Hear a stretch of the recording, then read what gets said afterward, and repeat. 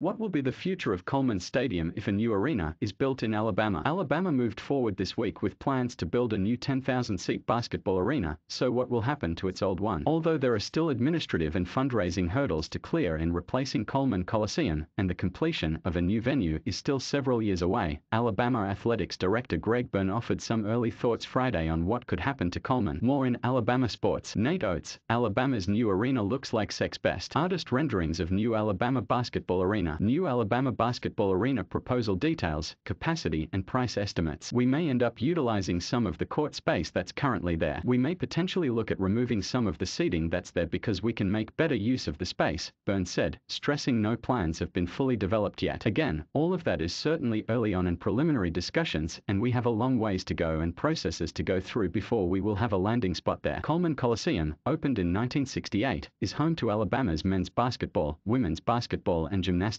teams. All three of those teams would host games in the new arena, the preferred site for which is located north of Rhodes Softball Stadium adjacent to Peter Bryce Boulevard. But the current Coleman complex also includes the men's basketball practice facility, renovated in 2016, which coach Nate Oates has called as good as any setup anywhere.